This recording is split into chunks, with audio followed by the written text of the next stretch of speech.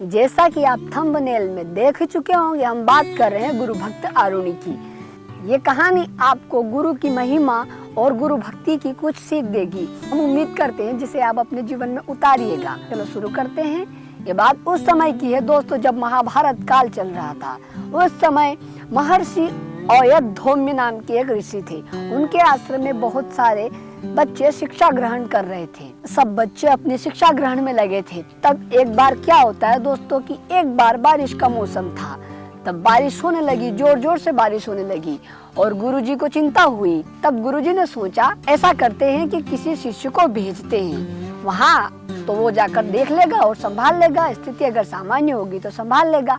तब उन्होंने अपने शिष्य से बोला। शिष्य का नाम था दोस्तों आरुणि, एक महान गुरु भक्त जिसके बारे में आज हम बात कर रहे हैं। तो उन्होंने अपने शिष्य को बताया कि बेटा आरुणि, आप जाओ खेत पर, देखना खेत में क्या हालचाल है।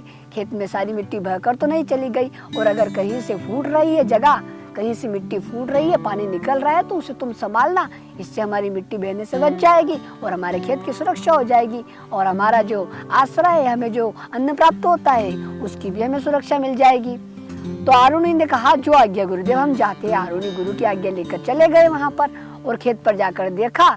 तो जब आरुणि ने खेत पर देखा तो उनके तो होश उड़ गए, क्योंकि खेत पर तो बहुत सारा पानी गिर रहा था और पानी से मिट्टी बह रही थी। अब आरुणि को हुआ टेंशन। अब गुरु ने आज्ञा दी है, गुरु की आज्ञा तो पूरी करनी है। अब आरुणि था एक महान गुरु भक्त। उसने सोचा चाहे जो हो जाए, हमें तो गुरु की आज्ञा का पालन करना और इस खेत की रक्षा करनी है। तो आरुणि ने प्रयत्न किया, 2-3 जगह कोशिश की, थोड़ा बहुत मिट्टी बचा ली। अब बात ये हुई दोस्तों कि पानी का बहाव था बहुत ज्यादा तेज। अब छोटी छोटी मिट्टी बांधने से वो पानी रुक नहीं रहा था और मिट्टी अपने साथ बहा रहा था। तब आरुणि ने सोचा कि अगर मैं गुरुजी को बताने आश्रम में गया, तब सारी मिट्टी बहकर बाहर चली जाएगी। तब आरुणि ने बिना कुछ सोचे दोस्तों अपनी गुरु भक्ति का परिचय दिया। उसने उस पानी में, उस मूसलाधार बारिश में ठंड से कांपते हुए उस खेत की मेड़ पर लेट गया। अब वो लेटा तो उससे पानी का बहाव रुक गया और मिट्टी बहने से रुक गई। तब आरुणि निश्चिंत हो गया कि हाँ, अब तो गुरुजी की आज्ञा पूर्ण हो गई, अब कोई टेंशन नहीं है, कोई भय नहीं है, अब तो पानी रुक गया और मिट्टी का बहाव रुक गया।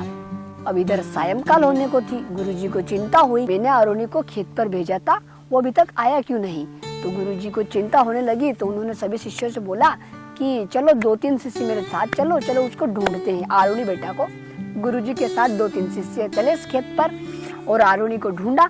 आरुणि आरुणि पुकारा, तब आरुणि की आवाज नहीं आया। तो वो टेंशन में आ गए कि भाई ये क्या हुआ।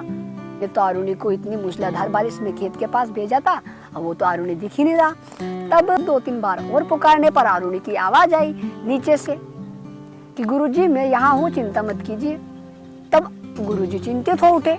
गुरुजी ने देखा तो आरुणि मेड़ पर लेटा हुआ था, पानी का बहाव रुक रहा था और मिट्टी का बहाव रुक रहा था। फिर पूछा कि बेटा आरुणि तुमने ऐसा क्यों किया। तब आरुणि का एक उत्तर आया सामने कि गुरुजी आपने आज्ञा दी थी कि पानी का बहाव रोकना, मिट्टी का बहाव रोकना। तब मेरे पास और कोई उपाय था नहीं। अगर मैं आपको बताने आता तो पानी सारी मिट्टी बहाकर खेत से बाहर ले जाता और इसमें हमारे खेत की हानि होती और साथ ही मेरे गुरु की आज्ञा की अवहेलना होती।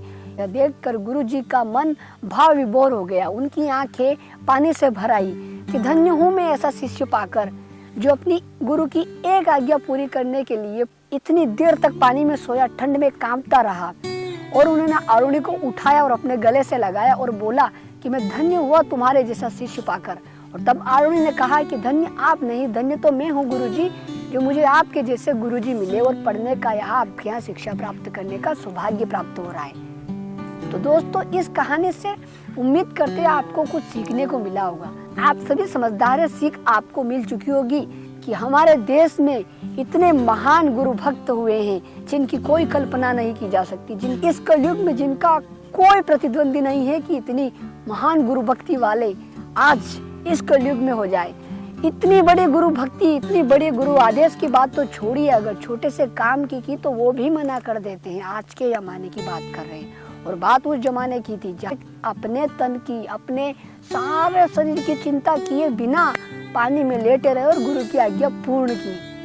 तो उम्मीद करते हैं दोस्तों आपको सीखने को मिला होगा। और स्मरण रखिएगा, गुरु की आज्ञा सर्वोपरि है। अगर आप किसी विद्यालय, किसी गुरुकुल, किसी संस्थान, किसी कॉलेज में अध्ययनरत है तो वहाँ अपने गुरु की आज्ञा का पालन कीजिए, उनकी आज्ञा सर्वोपरि रखिए, तब जाकर आपको शिक्षा मिलेगी। वास्तव में शिक्षा का महत्व प्राप्त होगा, क्योंकि जब तक आप गुरु का सम्मान नहीं करेंगे, अपनी शिक्षा का सम्मान नहीं करेंगे, तब तक चाहे आपके पास लाखों डिग्रियां आ जाए, परंतु जो वास्तव में ज्ञान है वो आपको कभी प्राप्त नहीं होगा। इसलिए उम्मीद करते हैं हमारे भारत देश की संस्कृति, हमारे भारत देश की परंपरा, हमारे आर्यावर्त की परंपरा, हमारे आर्यावर्त का मान सम्मान गरिमा बनाए रखे। क्योंकि याद रखिएगा दोस्तों, भारत विश्व गुरु है, भारत सोने की चिड़िया है। चाहे अब मानने वाले ना मान रहे, परंतु भारत विश्व गुरु है, भारत सोने की चिड़िया है और हमारे हिंदुस्तान जैसा और कोई नहीं है।